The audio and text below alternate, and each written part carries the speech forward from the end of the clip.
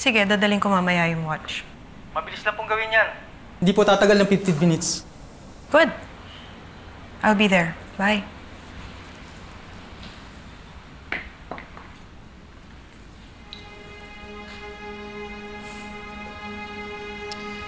I'm sure Bernard's gonna love my surprise.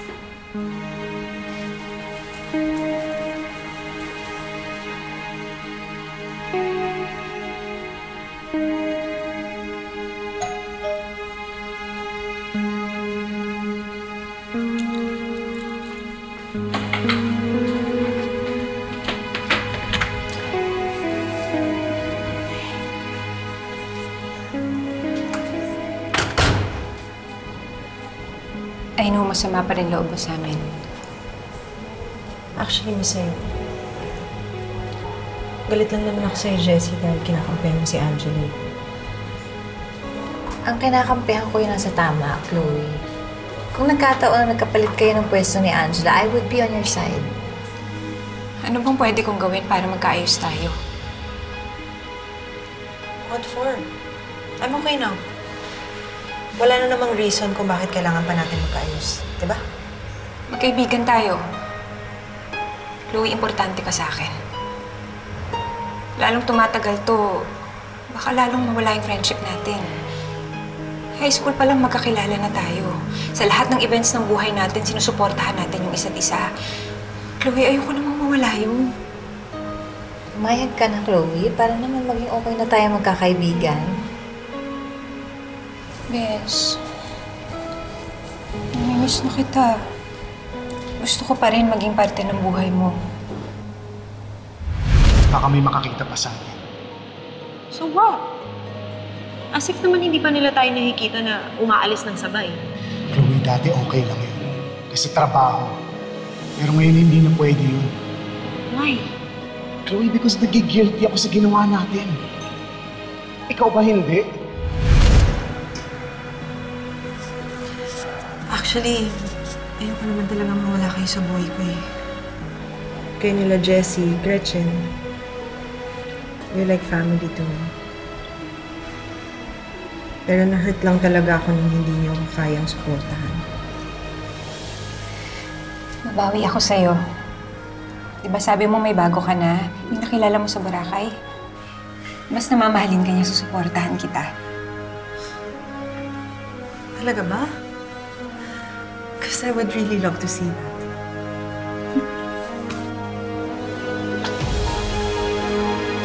Sa'yo naman ito. Pero Chloe, baka naman pwedeng doon tayo sa loob. Mapapasukin mo naman kami mga friends mo, di ba? Of course! Halika.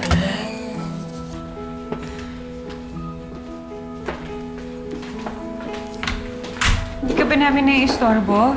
Baka masyado kaming maaga. No, it's okay. I have time. Ay, oo nga, magna-9 pa lang.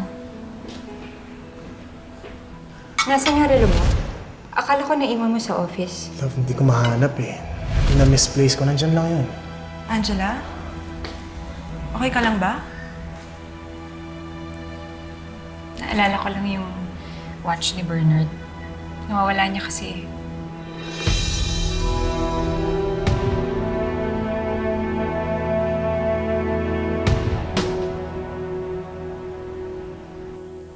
Gusto ko na aminin kay Angela tong kasalanan ko. Oh, seryoso ka? Ba't naghinala na ba siya? Parang. Sa totoo lang, hindi ko alam. Baka tamang hinala lang to. Hindi ko talaga alam. Bigat kasi sa pakiramdam eh. Well, alam mo, pare, may 2 options ka naman. Yan, 2 options na nalalaman mo. Ayun na, aminin mo. Diba? Tanggal yung guilt sa dibdib mo. Diba? Tsaka, pag inamin mo, yun lang. Magkakalamat na yung relasyon niyo ni Angela. Sige, paano kung hindi ako umami? Yun yung second option. Kapag hindi ka umamin, hindi malalaman ni Angela. Hindi siya masasaktan. Tsaka walang risk na masira yung relationship niyo. Pero, karga mo yan sa dibdib mo, mabigat yung guilt na yan. Kasalanan mo naman talaga eh. Mahamat ha.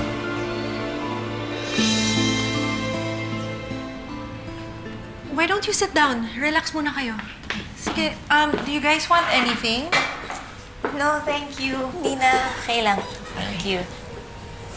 Bes, sayang naman yung relo. Naalala ko, pinag-ipunan mo yun eh. Saan daw niya nawala? Hindi daw niya alam. Swerte naman na nakakuha, no? Ay nako, ayoko na pag-usapan. Nakaka-disappoint lang. Uy, Chloe. Sabi ni Gretch, nagkwento ka na daw tungkol dun sa Boracay boylet mo. Baka naman pwede mo nang i-share sa amin yan. Sino ba siya?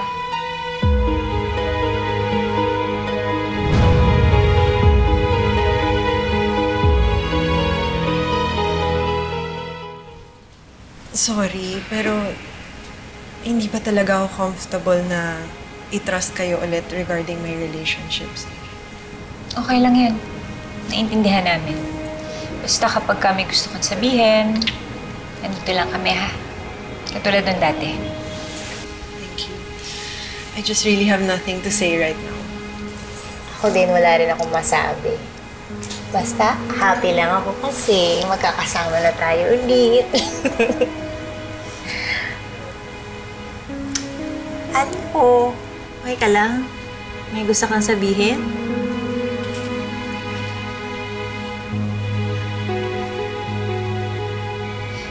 Chloe, wala ka bang napapansin kakaiba kay Bernard? Kasi lately parang may tinatago siya eh. Parang may hindi siya sinasabi sa akin. Katulad na lang nung sa relo. Kung hindi ko pa tinanong, hindi niya sasabihin na nawawala.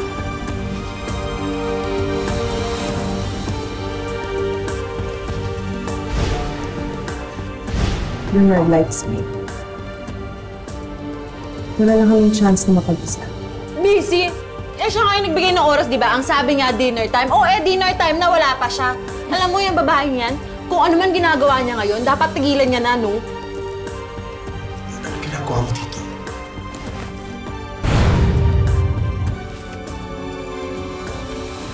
Bes, may masamang mangyayari kay Bernard.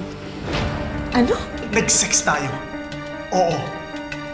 Right, pero sex lang yun. Bernard, ikaw lang talaga yung gusto ko.